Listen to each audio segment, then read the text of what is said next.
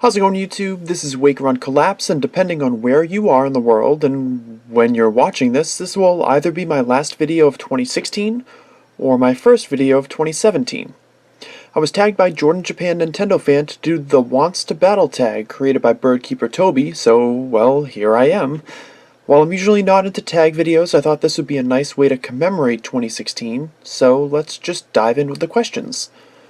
Number 1. What was your favorite part of the Pokemon 20th anniversary? Well, I really enjoyed the way they paid homage to longtime fans with TCG releases and Pokemon Go, etc. It reignited the fire of Pokemon in a lot of people who maybe thought they'd never feel that way again, along with grabbing tons of new fans for the franchise. Number 2. What is your favorite Pokemon from Pokemon Sun and Moon?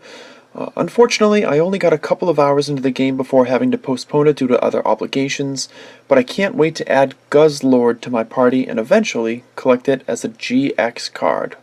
What a beast, pun absolutely intended. Number 3, which video are you most proud of making this year / most excited for next year? This might catch some of you by surprise if you've followed the channel for a while, but the video I'm most proud of making this year is the Ultimate Shiny Hunt. Now, it's not as popular as some of my other videos, but it affirmed my commitment to do whatever it takes to collect on YouTube at a high level, and it's something that is carried over to other videos throughout the year.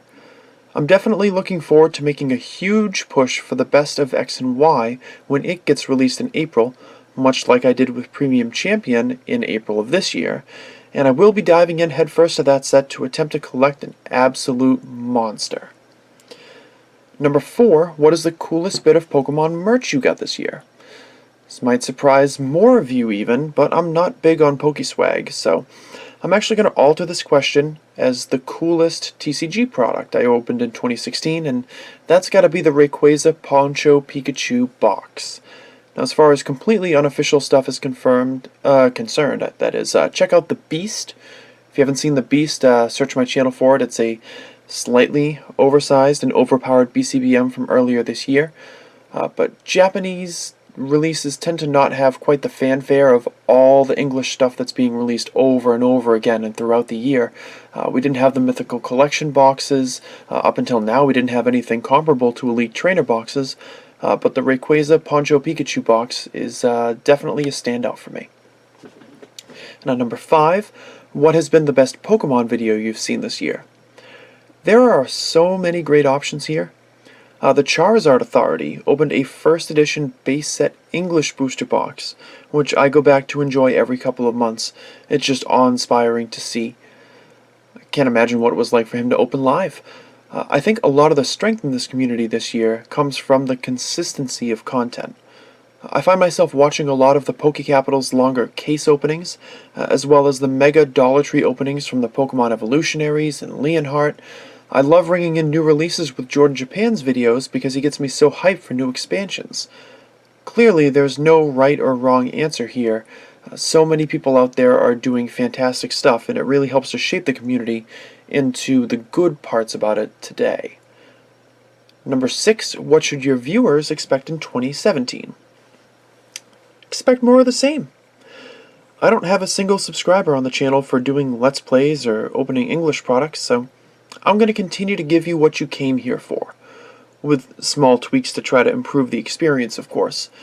Expect pack openings, box openings, sale videos, BCBMs, complete sets, basically anything that I can do to affirm my love for Japanese cards in video form. And number 7, the last question is name a channel with fewer subscribers that your viewers will love and should subscribe to. It's a bit of a complicated answer that I'm gonna supply here, but I sincerely hope you will go ahead and subscribe to Mr. Poke Tokyo. He used to be known as Pokepix and Pokepix PSA.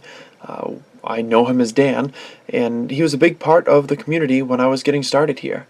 I love his personality and his style of openings, so please check out his new channel and also go back and enjoy his earlier openings.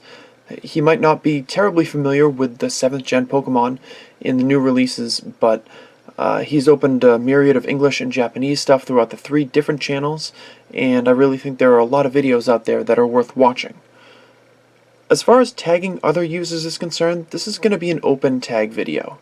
Rather than tag other users and contributors directly, I invite anyone watching who is interested to look back on 2016 in video form.